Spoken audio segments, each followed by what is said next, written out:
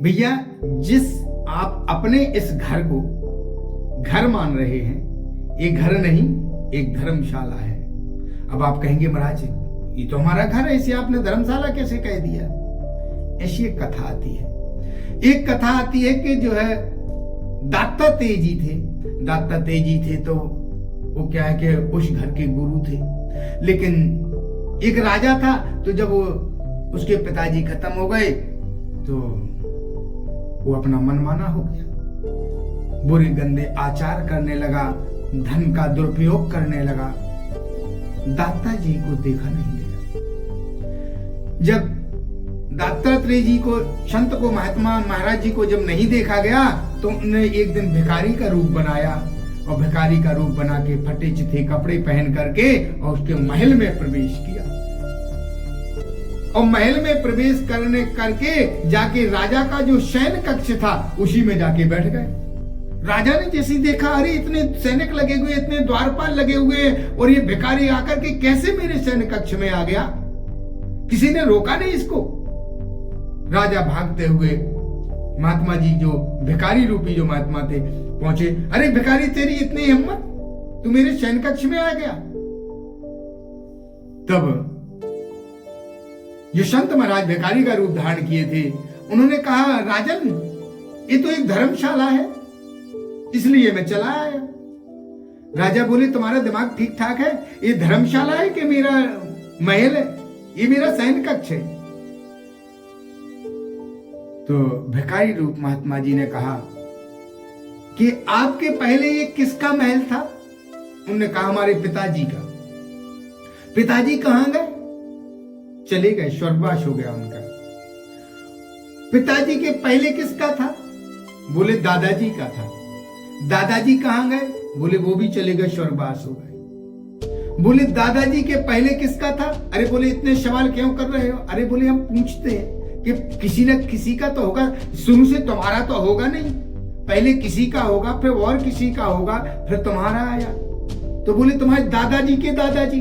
बोले वो भी स्वर्गवास। बोले ये सब लोग कब वापस आएंगे? राजा बोले, कब वापस आएंगे? वो तो इस संसार छोड़ के वो कभी वापस नहीं आएंगे।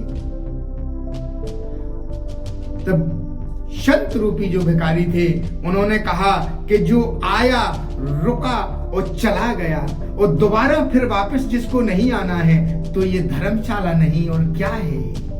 ये घर नहीं, ये धर्मशाला है कि हम इसमें आए और जितने दिन रुके, और रुकने के बाद यहाँ से हम चले गए, फिर दोबारा हमें इस घर में वापस नहीं आना है। तो ये घर नहीं और तो क्या है? ये घर नहीं, ये धर्मशाला ही है। तुरंत उन्होंने अपना जो भिखारी का भेष था वो उन्होंने निकाला, और निकाल करके अपने संत के भेष में आए। राजन ने पहचान लिया और राजन चरणों में गिरे और बोले, धन्य प्रभु, आपने हमारे नेत्र खोल दिए। और उस दिन से राजा सत्कर्मों में लग गया, संत महात्माओं ब्राह्मणों का आदर सम्मान करने लगा, और अंत में शरीर त्याग करके भगवान के धाम को गया।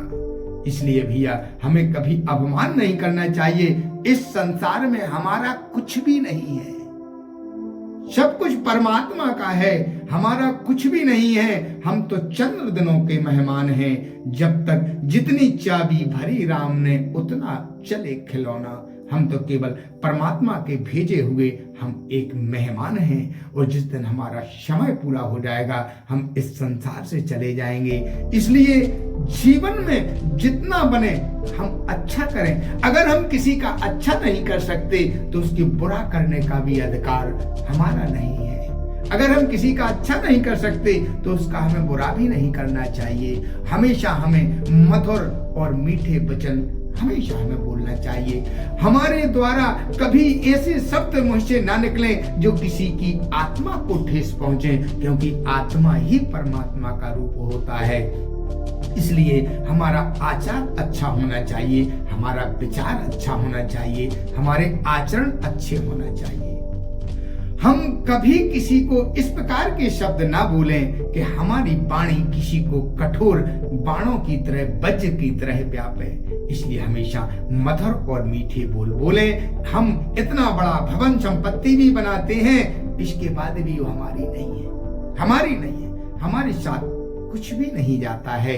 इसलिए हमेशा सुंदर, मधुर और मीठा बोले, परोपकार का कार्य करें और सबसे समानता का भाव रखें। शत्रु भी शरण में आ जाए तो उसका भी उपकार परोपकार करें। तुरंत शत्रुता त्याग करके शत्रु की मदद के लिए भी तैयार हो जाएं। यही हमारी मानवता है और मानव होने का यही उद्देश्य है।